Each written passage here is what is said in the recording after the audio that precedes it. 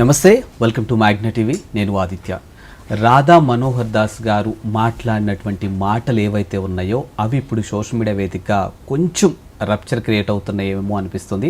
ముఖ్యంగా ఈ మతాలని ఉద్దేశించి రెచ్చగొట్టేలా ఆయన మాట్లాడాడంటూ కొంతమంది వారి యొక్క అభిప్రాయాలని సోషల్ మీడియా వేదికగా పంచుకుంటున్నారు. మరి దీని గురించి పూర్తిగా విశ్లేషణ చేద్దాం. ప్రస్తుతానికి మనతో పాటు స్టూడియోలో ఉన్నారు ప్రముఖ అడ్వకేట్ సుబ్బు గారు.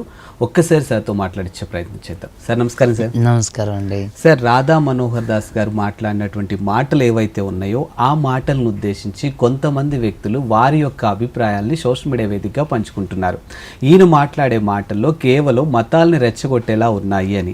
సో మరి దీనిపై మీ కామెంట్ ఏంటి? ఆ కామెంట్స్ ఎందుకు వస్తున్నాయి? 100% అండి. అసలు ఒక పెద్ద వ్యక్తి, వయసులో పెద్ద వ్యక్తి, జ్ఞానంలో పెద్ద వ్యక్తి, ఆలోచనలో పెద్ద వ్యక్తి, కానీ మతిస్థిమితో లేని పనులన్నీ చేస్తుంటారు. చూడండి, అతను నిజంగా భారతీయ పౌరుడైతే, అతను నిజంగా తన కడుపుకి అన్నమే తింటుంటే ప్రియాంబిల్ చదవమనండి. భారత ప్రజలమైన మేము భారతదేశాన్ని గణతంత్ర లౌకిక రాజ్యం అంటే దాంట్లోనే లౌకిక అనే పదం వస్తుంటుంది. ఆ లౌకిక అనే పదానికి అర్థం ఏంటో చెప్పమనండి.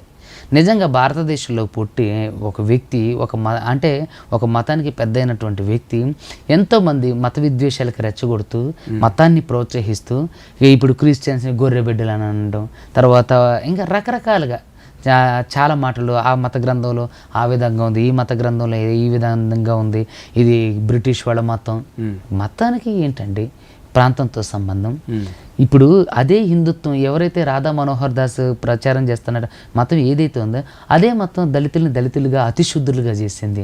అదే మతం ఇప్పుడున్నటువంటి మనుధర్మశాస్త్రానికి అనుకూలంగా ఉంది. మరి మనుధర్మశాస్త్రాన్ని ఇప్పుడు ఇతను ప్రచారం చేస్తున్నటువంటి మతం ఏదైతే ఉందో అదే మతం కదా ఇన్ని సంవత్సరాలు భారతదేశం యొక్క వెనుకబాటుతనానికి కారణం, ఎంతోమందిని అంటరాని వారిగా చేసింది.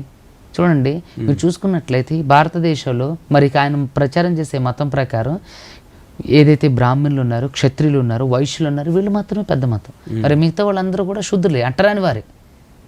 మరి ఇక వాళ్ళందరినీ అలాగే చేద్దామా? మరి ఈయన ఏదైతే మతాన్ని ప్రచారం చేస్తాడో అదే మతం శూద్రులకి విద్యని నిషేధించింది, వాళ్ళకి విద్యావకాశాలు నిషేధించింది.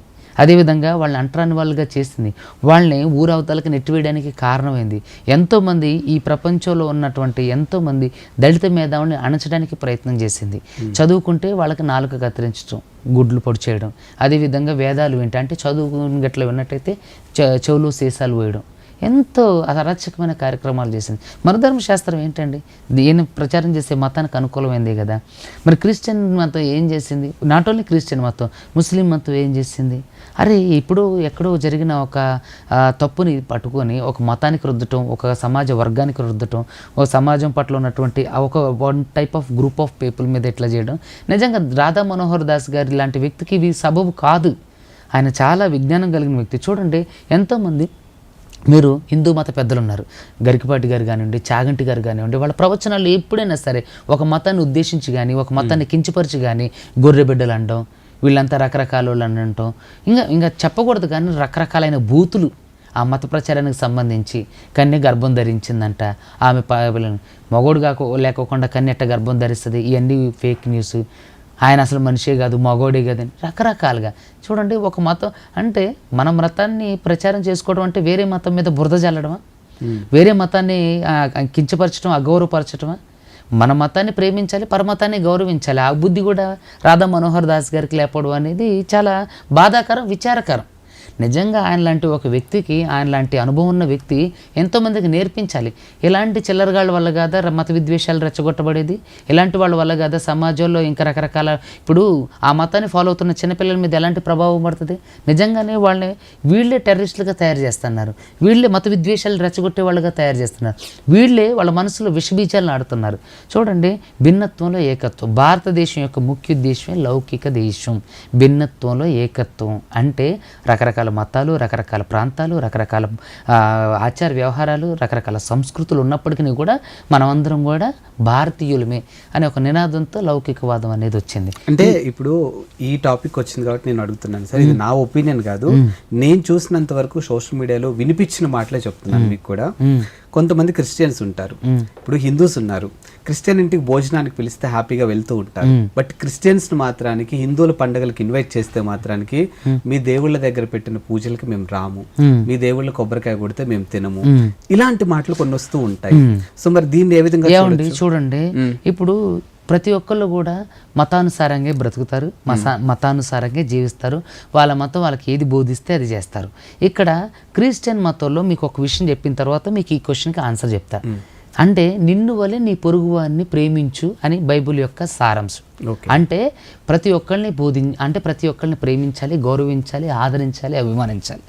ఈరోజు భారతదేశంలోకి విద్యా వ్యవస్థనే దళితులకి అంటే 4వ వర్గం వాళ్ళకి తీసుకొచ్చింది ఎవరు? 5వ పంచములకి తీసుకొచ్చింది ఎవరు? శూద్రులకి విద్యను తీసుకొచ్చింది ఎవరు? వైద్యాన్ని తీసుకొచ్చింది ఎవరు? చెప్పండి. ఈ దేశంలో ఉన్నటువంటి హిందుత్వం వల్ల. అంటే నేను ఇక్కడ హిందుత్వం క్రిస్టియానిటీ అంటే నిజానికి హిందుత్వం అనేది చాలా గొప్ప భావజాలం కలిగింది, కానీ హిందుత్వాన్ని హిందుత్వంలాగా ప్రచారం చేయట్లేదు. మీరు చూసుకున్నట్లయితే బీజేపీ వచ్చిన తర్వాత ఈ నానుడి ఇంకా బలంగా వినపడుతుంది. చాలా మంది పైన దాడులు జరుగుతున్నాయి, చాలా మంది చర్చిల పైన దాడులు జరుగుతున్నాయి. ఎంతోమంది పాస్టమ్మల గారి బట్టలోడు తీసి వాళ్ళని నగ్నంగా నుంచోబెడుతున్నారు, ఎన్నో చర్చిలు తగలబెట్టేస్తున్నారు. ఏంటి అవసరం దేనికి? ఇప్పుడు అలావుద్దీన్ ఖిల్జీలు చేసిన దానికి ఇప్పుడు హిందువులు చేస్తున్న దానికి తేడా ఏంటి? మరి ఇప్పుడు ఔరంగజేబు చేసిన దానికి హిందువులు చేస్తున్న దానికి ఏంటి తేడా? చరిత్రలో మీరు చరిత్రహీనులు గారా? ఇప్పుడు హిందూ దేవాలయాల్ని పడగొట్టారు, హిందూ దేవాలయాల్ని కోలుగొట్టారు, వాటి మీద మసీదులు కట్టారు, హిందూ దేవాలయాన్ని కూల్చేశారు, ధ్వంసాలు చేశారు. ఈ అలావుద్దీన్ ఖిల్జీల దగ్గర నుంచి తర్వాత ఔరంగజేబు ఇలా చేశారని అంటే మరి భవిష్యత్తులో మీ గురించి చర్చిలను కోలుగొట్టి, మసీదులను కోలుగొట్టి, వాళ్ళ అమాయకులను చంపేసి, అమాయకులను నగ్నంగా నుంచోబెట్టి, చర్చిలపైన దాడులు చేసి, చర్చిల మీద మసీదుల మీద దాడి చేసి, మత విద్వేషాలు రెచ్చగొట్టి మిమ్మల్ని చరిత్రహీనులుగా చూపించదా? చెప్పండి. అంటే గతంలో చూసుకుంటే అలాంటి దాడులు హిందువుల మీద కూడా జరిగాయి కదా. ఇక్కడ జరిగింది ఒకరి వల్ల, కానీ వీళ్ళందరి మీద చేస్తున్నారు. ఇప్పుడు దాడి జరిగింది అనేది అప్పుడు అనాగరిక కాలం అండి, నాగరికత లేదు, టెక్నాలజీ లేదు, ఒకరికొకరికి విద్య లేదు, ఒకరికొకరికి ఆలోచన విజ్ఞాత లేదు, ఒకరికొకరు ఇంత మనం ప్రశాంతంగా కూర్చొని ఒక విషయాన్ని గురించి విశ్లేషించేంత అవగాహన కానివ్వండి, చదువు కానివ్వండి, నేర్పరితనం కానివ్వండి, విజ్ఞత కానివ్వండి, ఎకనామికల్ సోర్సెస్ కానివ్వండి, భౌగోళిక పరిస్థితులు కానీ ఏవీ లేవు. కానీ ఇప్పుడు అవన్నీ ఉన్నాయి కదా. ఇప్పుడు వాళ్ళు చేశారంటే వాళ్ళు మూర్ఖులు, వాళ్ళకి చదువు లేదు, వాళ్ళకి యుద్ధనీతి మాత్రమే తెలుసు. కానీ మనం చదువుకున్నాం, మనకు రాజనీతి తెలుసు. వాళ్ళకి యుద్ధనీతి తెలిస్తే మనకు రాజనీతి తెలుసు కదా. మనం సమాజంలో ఎలా బ్రతకాలో తెలుసు. వాళ్ళకి ఎప్పుడైతే హిందుత్వం మీద దాడులు జరిగినాయో, లేదంటే ముస్లిమ్స్ మీద దాడులు జరిగినాయో, అప్పుడు క్రిస్టియానిటీ అయితే ఇన్వాల్వ్ కాలేదు కదా. ఎక్కడైనా సరే క్రిస్టియానిటీ అనేది మంచినే ప్రేరేపించింది. ఈరోజు విద్యా వ్యవస్థను తీసుకొచ్చింది వాళ్ళే, వైద్య వ్యవస్థను తీసుకొచ్చింది వాళ్ళే, ఎన్నో ఇన్నోవేషన్స్ చేసింది వాళ్ళే. సో కాబట్టి ఇక్కడ నేనేమంటానంటే ఒకళ్ళు తప్పు చేశారు అంటే వాళ్ళని మన్నించాలి మనం. ఇప్పుడు అలావుద్దీన్ ఖిల్జీలు చేశారనుకోండి, లేదా ముస్లిం దండయాత్రలు జరిగినాయి అనుకోండి, ఔరంగజేబు చేసిన అనుకోండి, మనకేంటి క్షమాగుణం అనేది మనిషికి ఆభరణం లాంటిది, అది అలంకారప్రాయమైంది. సో క్షమాగుణం లేకోకుండా అంటే కత్తికి కత్తి, పంటికి పన్ను అనే ప్రతీకార చర్యలు తీసుకుంటే మరి మీరేంటి? మీరు సమానమే కదా. ఆలోచించండి. ఇప్పుడు వాళ్ళు యుద్ధనీతితో వెళ్ళారు, వాళ్ళకి విద్య లేదు. మరి ఇప్పుడు మీకు రాజనీతి తెలుసు, మీకు విద్య ఉంది, మరి మీరు చేసేదేంటి? వాళ్ళ చరిత్రహీనులుగా చూసినప్పుడు రాధా మనోహర్ లాంటి దౌర్భాగ్యుల్ని రకరకాల మతాల మీద విష ప్రచారం చేసి రకరకాల మతాల్ని కించపరుస్తున్నటువంటి ఇలాంటి వాళ్ళని తిట్టరా? ఇలాంటి వాళ్ళు చరిత్రహీనులు కారా? ఇలాంటి వారి గురించి చరిత్ర చెప్పుకోదా? సో దయచేసి నేను ఏమంటున్నానంటే మతాలపైన విద్వేషాలు రెచ్చగొట్టొద్దు. ఇది భిన్నత్వంలో ఏకత్వం కలిగినటువంటి లౌకిక దేశం. అందరం కలిసిమెలిసి బ్రతకాలి. భాష వేరైనప్పటికీ, ప్రాంతం వేరైనప్పటికీ, మతం వేరైనప్పటికీ, ఆచార వ్యవహారాలు వేరైనప్పటికీ, సంస్కృతులు వేరైనప్పటికీ మనందరం అన్నదమ్ముల వల్లే కలిసి ఉండాలి. మీరు అంటే ఇప్పుడు మనకి చదువు ఉంది, విద్య ఉంది, తెలివితేటలు ఉన్నాయి కాబట్టి అందరం కలిసికట్టుగా ముందుకెళ్దాం, మతాలను రెచ్చగొట్టేలా చేయొద్దు అనేది మీ వివరణ చాలా చక్కగా ఉంది సార్. దీన్ని మేము కూడా యాక్సెప్ట్ చేస్తాం. మేము చూసినంత వరకు కొంతమంది పాస్టర్లు లిటరలీ కావాలంటే ఇంటర్వ్యూ అయిపోయిన తర్వాత నేను మీకు కావాలంటే లింకులు కూడా ఇస్తాను, శివుడి పుట్టుకని కామెంట్ చేస్తారు కెమెరాలలో. పార్వతీదేవి శివుడు రకరకాల మాటలు, అవి నేను కూడా మాట్లాడలేని మాటలు, ఇంకా ఒక దేవుడి గురించి ఇంకొక దేవుడి గురించి ఇష్టానుసారంగా బూతు పదజాలం వాడుతూ మాట్లాడినటువంటి సందర్భాలు కూడా మేము చూసాం. మరి వాళ్ళని ఏమనాలి? నేను ఏమంటానంటే, ఇప్పుడు ఇందులో తప్పు చేసిన వాళ్ళు ఉన్నారు, ఇందులో తప్పు చేస్తున్నారు. నేను ఏమంటానంటే, ఇందులో ఎలాంటి వాళ్ళు రెచ్చగొడుతున్నప్పుడు అలాంటి వాళ్ళు రెచ్చిపోతున్నారు. కానీ మీరు చూడండి, క్రైస్తవ మతం ఎప్పుడూ కూడా భారతదేశానికి ఎటువంటి హాని చేయలేదు, లేదంటే క్రైస్తవుల వల్ల ఎటువంటి సమాజానికి హాని లేదు. అదేవిధంగా హిందువుల వల్ల సమాజానికి ఎటువంటి హాని లేదు. అదేవిధంగా ముఖ్యంగా ముస్లిమ్స్ వల్ల కూడా ఎటువంటి హాని లేదు. నేను చూస్తున్నా, I have so many friends in Muslims. నాకు చాలామంది ముస్లిం ఫ్రెండ్స్ ఉన్నారు. వాళ్ళు చాలా విజ్ఞతతో వ్యవహరిస్తారు. వాళ్ళు చాలా అంటే వాళ్ళు చాలా నిర్దిష్టమైన ప్రణాళిక కలిగి ఉంటారు. వాళ్ళు వాళ్ళ మతాన్ని ప్రచారం చేసుకుంటారు. ఎక్కడ ఎవరికి ప్రచారం చేస్తారు? మనం మీరు చూసుకున్నట్లయితే రంజాన్కి ఒక ముస్లిం సహోదరుడు, ఆయన ఎవరో నాకు తెలియదు, మనందరం కలిసిగట్టుగా ఉండాలి, మీరు ప్రతిరోజు ఇక్కడికి రండి, మీకు బిర్యానీ ఉంటుంది, మటన్ బిర్యానీ, చికెన్ బిర్యానీ ఉంటుంది, మీరు తీసుకెళ్ళండి, మీ పిల్లలకి అంటే ఆకలైన వాడికి అన్నం పెట్టడమే మతం అండి. దాహమైన వాడికి నీళ్ళు ఇచ్చిన పెట్టడమే ప్రేమ. మతం అనేది ప్రత్యేకించి మనం ఒకళ్ళ మీద రుద్దకూడదు. ఇప్పుడు హిందూ మతం వ్యాప్తి చెందుతుంది, లేదంటే క్రైస్తవ మతం వ్యాప్తి చెందుతుంది అంటే మనుషులేం పిచ్చోళ్ళు అయి క్రైస్తవ్యాన్ని స్వీకరించలేదు. ఎన్నో ఏళ్ళు వెనుకబాటుతనానికి, ఎన్నో ఏళ్ళు అస్పృశ్యతకి, ఎన్నో ఏళ్ళు వాళ్ళు అంటరానితనానికి, ఎన్నో ఏళ్ళు హింసకు లోనయ్యారు. కాబట్టి వాళ్ళు ఆహ్వానించారు, వాళ్ళు ఆదరించారు, అన్నం పెట్టారు, విద్యాబుద్ధులు నేర్పించారు, వైద్యం నేర్పించారు, ఆకాశంలో ఎగిరిన్ని తెలివితేటలు నేర్పించారు, రకరకాల దేశాలు వెళ్ళి స్థిరపడడానికి అవకాశం కల్పించారు. ఆకలిగా ఉన్నప్పుడు అన్నం పెట్టినవాడే దేవుడు కదా. మీరు ఎప్పుడైతే అజ్ఞానంలో కూరుకొని పోయి ఉన్నారో మిమ్మల్ని వెలుగులోకి తీసుకొచ్చిన వాడే మీ దిక్సూచి. అలాగే క్రైస్తవుల్ని అంటరానితనానికి, వెనుకబాటుతనానికి, అదేవిధంగా హింసకి, అస్పృశ్యతకి గురి చేసినప్పుడు వాళ్ళని ఎవరైతే వెలుగులోకి తీసుకొచ్చారో వాళ్ళకి దేవుడు, దేవుడు వాళ్ళ దేవుడు. మీరు కూడా చూసుకున్నట్లయితే క్రైస్తవ్యం ఎక్కడ కూడా చెడు అభిప్రాయాలను రుద్దడం కానివ్వండి, తప్పుడు అభిప్రాయాలని సమాజంలో సంకేతాలు వదలడం కానివ్వండి చేయలే. నేనేమంటున్నానంటే, మతం ఏదైనా కానివ్వండి, వర్గం ఏదైనా కానీ, ప్రాంతం ఏదైనా కానీ, వ్యక్తులు ఏదైనా కానివ్వండి, కానీ ఒకదాన్ని మనం ఇంకోటి హిందుత్వాన్నైనా సరే, క్రిస్టియానిటీలో ఉన్న పాస్టర్స్ ఏమండి, హిందుత్వంలో ఇంకా మనం లోతుకి వెళ్తే ఇది చాలా పెద్ద సబ్జెక్టు. హిందుత్వంలో చెడుని ఎందుకు చూపించలేదండి? ఎందుకు లేదు? సో అస్పృశ్యతని ప్రేరేపించింది ఎవరు? అంటరాని తనాన్ని అంటే పంచముడిగా సృష్టించింది ఎవరు? పంచముడికి విద్య ఉండొద్దని చెప్పింది ఎవరు? వాడు దళితుడు, అంటరాని వాడు అందరూ వీధుల్లో తిరగొద్దన్నది ఎవరు? చెప్పండి.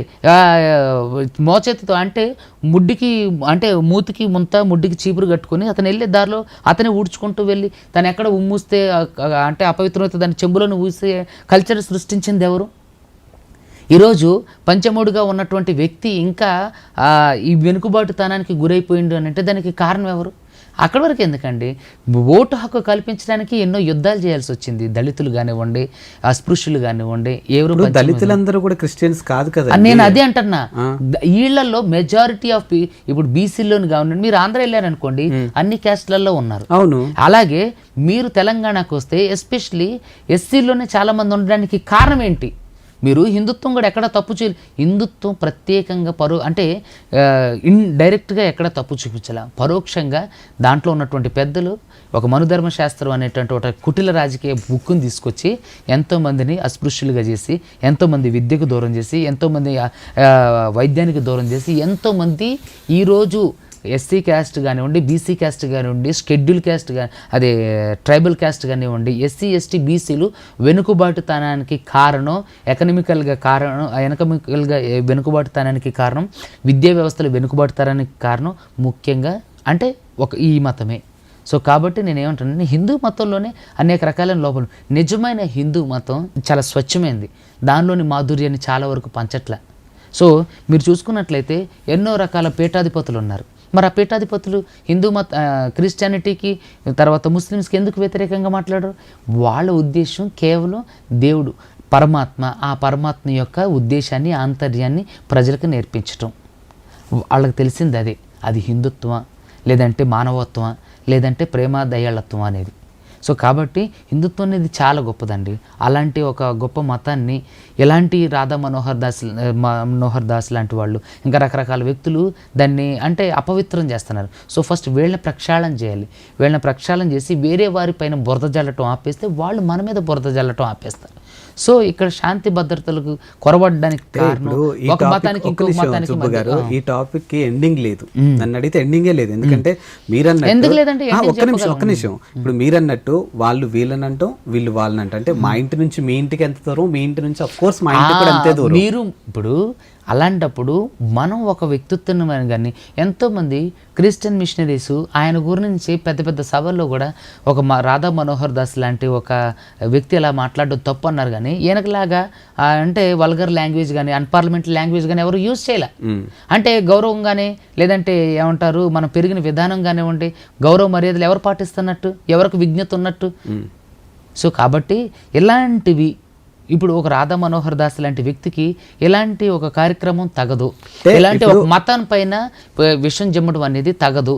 సో రాధా మనోహర్ లాంటి గారి వ్యక్తి తన ఆలోచన విధానాలు కానీ ఆయన వయసు రీత్యా ఉన్నట్టు అనుభవాలు ప్రేమను పంచడంలో, ఒక వ్యక్తిని ఆదరించడంలో లేదంటే ఒక సమాజాన్ని ఆదరించడంలో చూపించి ఒక మదర్ తెరీసా గారి లాగా, ఒక సత్యసాయిబాబా గారి లాగా, అదేవిధంగా ఇంకా రకరకాల చాలామంది పీఠాధిపతులు ఉన్నారు, చాలా గొప్ప గొప్ప పీఠాధిపతులు. ఏది మన చూస్తే ద్రాక్షరామన్కు సంబంధించిన పీఠాధిపతులు కానివ్వండి, శక్తిపీఠాలకు సంబంధించిన పీఠాధిపతులు, అలాంటి మహోన్నతమైన వ్యక్తులుగా ప్రేమను పంచమనండి. హిందుత్వంలో ఉన్న మాధుర్యాన్ని పంచండి తప్ప హిందుత్వం మీద ఉన్న ప్రేమతో పరమతం మీద ఇట్లాంటి దుష్ప్రచారం చేయటం వల్ల ఏంటంటే వీళ్ళే చరిత్రహీనులు అవుతారు. వీళ్ళనే చరిత్ర అంటే వాళ్ళ ఒక చీకటి అధ్యాయం వీళ్ళ పేరు మిగిలిపోతుంది. ఎస్, మీరన్నట్టు ఎవరైతే మతాలని రెచ్చగొట్టేలా ఉన్నారో ఒక పౌరుడిగా దాన్ని నేను కూడా యాక్సెప్ట్ చేయను. డెఫినెట్గా మేము కూడా క్వశ్చన్ చేస్తాం. బట్ మేము చూసినంత వరకు కొన్ని చోట్ల అంటే నేను అందరినీ అనట్లేదు, కొంతమందిని మాట్లాడుతున్నారు. కొంతమంది ఒక గ్రూప్ ఆఫ్ పీపుల్ గా ఫామ్ అవటం, రోడ్ల మీద వెళ్ళటం. సో ఎవరైతే హిందువులుగా ఉంటారో వాళ్ళ దగ్గరికి వెళ్ళి ఇగో ఈ కోకోనట్ ఆయిల్ వాడు, మీ ప్రాబ్లమ్స్ అన్ని పోతాయి, నువ్వు నేరుగా పరలోకానికి వెళ్తావు, స్వర్గానికి వెళ్తావు. అదే మేము క్వశ్చన్ చేస్తున్నాం. ఒక కోకోనట్ ఆయిల్ డైరెక్ట్ పరలోక రాజ్యం వెళ్తారు. వాళ్ళు కూడా పిచ్చి వాళ్ళు. చూడండి, ఒక క్రైస్తవ్య మతం ఆయిల్ రాసుకోండి మీరు పరలోక రాజ్యం వెళ్తారు, లేదంటే ఈ బైబుల్ కొనుక్కోండి పరలోక రాజ్యం వెళ్తారు, మీరు క్రిస్టియానిటీలోకి రండి పరలోకం వెళ్తారు అంటే అది కూడా తప్పే. సో ఇక్కడ ఒక వ్యక్తిని ఎప్పుడు కూడా బలవంతంగా మత మార్పిడి చేయలేమండి, మతాన్ని రుద్దకూడదు. ఇక్కడ ప్రాథమిక హక్కుల్లో ఏ విధంగా అయితే ఉన్నాయో మత ప్రచారం కూడా ఒక హక్కు అండి. మతాన్ని ప్రచారం చేసుకోవచ్చు, కానీ ఒక వ్యక్తిని బలవంతంగా పట్టుకొచ్చి ఒక మతాన్ని ఎవరు మార్చలేరు. ఇప్పుడు ఒక వ్యక్తిని పట్టుకొచ్చి తనకిష్టం లేకుండా హిందూగాను మార్చలేరు, తనకిష్టం లేకుండా క్రైస్తవ్యాన్ని మార్చలేరు. తనకున్నటువంటి భౌగోళిక పరిస్థితులు, ఆర్థిక పరిస్థితులు ఇవన్నీ ఈ క్రియేట్ చేసింది వీళ్ళే. ఈ మనుధర్మ శాస్త్రం ఒక గ్రూప్ ఆఫ్ హిందూ పీపుల్సే. సో వాళ్ళే ఈరోజు పంచములు కానివ్వండి, తర్వాత అస్పృశ్యులు కానివ్వండి, తర్వాత శూద్రులుగా వీళ్ళు చిత్రీకరించడం. చూడండి, మనందరిలో ఉన్న ఆత్మ సృష్టించింది పరమాత్మ. మరి పరమాత్మ ఎలా మనల్ని కులాలుగా విభజించి సృష్టించడం ఆయన ఉద్దేశమా? అలా సృష్టించి కులాలుగా విభజించి నువ్వు దళితుడురా, నువ్వు శూద్రుడురా, నువ్వు బ్రాహ్మణురా, నిన్ను అందరూ పూజించాలరా అన్నప్పుడు అతను ఎలా మనకు దేవుడవుతారు? మనం సూటిగా ప్రశ్నిద్దాం. సో ఇవన్నీ కూడా ఇక్కడికి వచ్చిన తర్వాత హిందుత్వంలోని కొంతమందిలో చేసిన కుటిల రాజకీయం. మనలో ఉన్న ఆత్మను సృష్టించింది ఆ పరమాత్మ. ఆ పరమాత్మ హిందువా, క్రిస్టియనా, ముస్లిం అనేది పక్కకు పెడితే మన మనిషిగా మన కర్తవ్యాన్ని సమాజంలో నిర్వర్తిస్తాం. మనం క్రిస్టియన్ మీద బురద జల్లొద్దు, క్రిస్టియన్స్ హిందువు మీద బురద జల్లొద్దు, వీళ్ళిద్దరు కలిసి ముస్లిమ్స్ మీద బురద జల్లొద్దు. లౌకిక దేశంగా మనం ఇక్కడ బ్రతుకుదాం, అంతే. That's all. ఇదే నేను మన రాధా మనోహర్ దాస్ గారు లాంటి వాళ్ళు అనేక మందికి, అదేవిధంగా పిచ్చి పిచ్చిగా ప్రచారం చేస్తున్న క్రిస్టియన్ రకరకాల ఒక ఆవిడ ఉంది, తెలుసు డాడీ అని ఇట్లా రకరకాల పిచ్చి పిచ్చి, అలాంటి వాళ్ళకు కూడా ఇది చురక అవ్వాలి. సో దయచేసి ఇలాంటి ఒకరి మీద ఒకరు బురద జల్లుకునే ప్రయత్నం చేయకండి. అదేవిధంగా ముఖ్యంగా రాధా మనోహర్ దాస్ గారు, మీరు నోటిని అదుపులో పెట్టుకొని సమాజం పట్ల మీరు బాధ్యతాయుతంగా ప్రవర్తించడానికి ప్రయత్నం చేయండి. Thank you.